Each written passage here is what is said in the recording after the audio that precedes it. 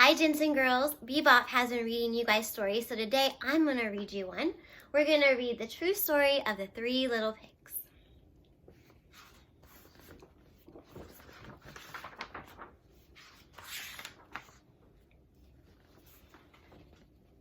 Everyone knows the story of the Three Little Pigs, or at least they think they do. But I'll let you in on a little secret. Nobody knows the real story, because nobody has ever heard my side of the story.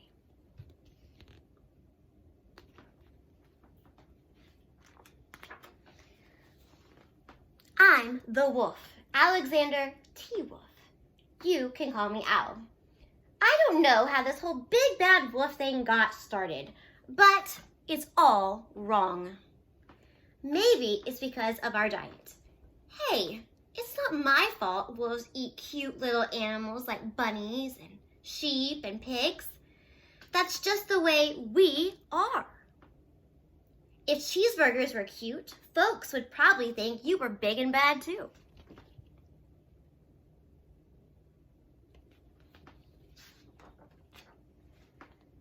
But like I was saying, the whole big bad wolf thing is all wrong. The real story is about a sneeze and a cup of sugar. This is the real story.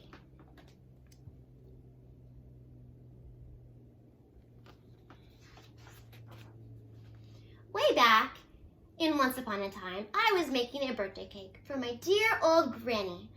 I had a terrible sneezing cold, and I ran out of sugar.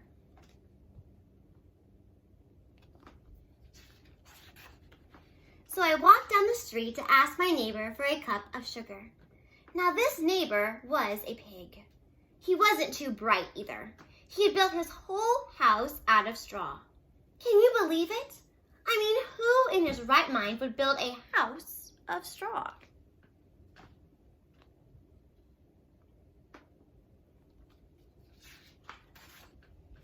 So of course, the minute I knocked on the door, it fell right in. I don't want to just walk into someone's house, so I called. Little pig, are you in? No answer. I was just about to go home without the cup of sugar for my dear old granny's birthday cake. That's when my nose started to itch. I felt a sneeze coming on. Well, I huffed and I snuffed.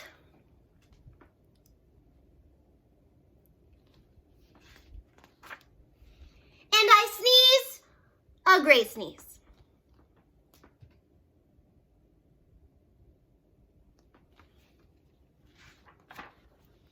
And you know what? The whole darn straw house fell down. And right in the middle of the pile of straw was the first little pig, dead as a doornail. He had been home the whole time. It seemed a shame to leave a perfectly good ham dinner just lying there in the straw, so I ate it up. Think of it as a big cheeseburger just lying there.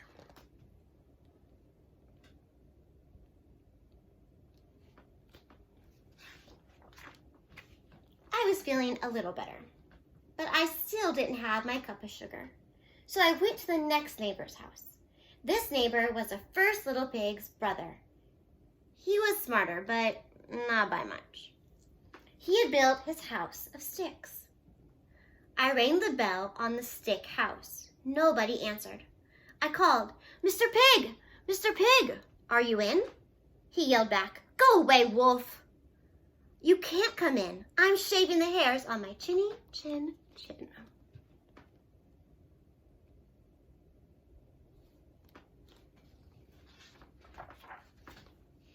I had just grabbed the doorknob when I felt another sneeze coming on. I huffed and I snuffed and I tried to cover my mouth, but I sneezed a great sneeze. And you're not going to believe it, but this guy's house fell down, just like his brother's. When the dust cleared, there was the second little pig, dead as a doornail, wolf's honor.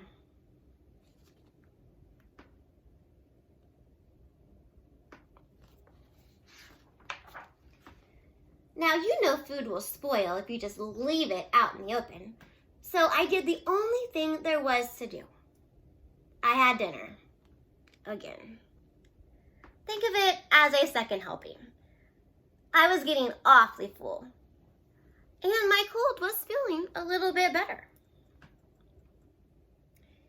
But I still didn't have that cup of sugar for my dear old granny's birthday cake. So I went to the next house. This guy was the first and second little pig's brother. He must have been the brains of the family. He had built his house of bricks. I knocked on the brick house. No answer. I called, "Mr. Pig, Mr. Pig, are you in?" And you know what that rude little porker answered? "Get out of here, Wolf! Don't bother me again."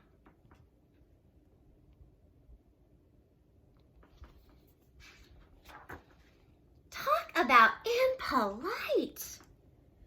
He probably had a whole sack full of sugar, and he wouldn't even give me one little cup for my dear, sweet old granny's birthday cake. What a pig! I was just about to go home and maybe make a nice birthday card instead of a cake when I felt my cold coming on. I huffed and I snuffed and I sneezed once again. Then the third little pig yelled, "And your old granny can sit on a pin."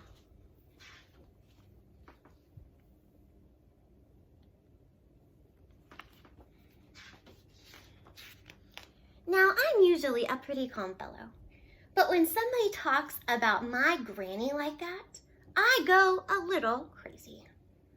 When the cops drove up, of course I was trying to break down the pig's door, and the whole time I was huffing and puffing and sneezing and making a real scene.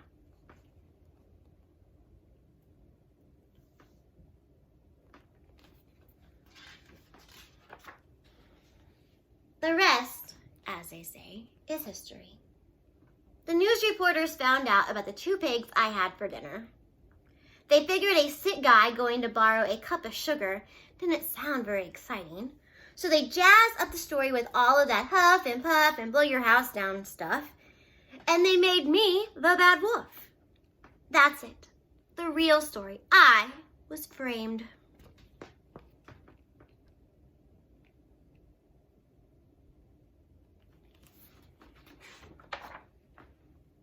But maybe you can loan me a cup of sugar?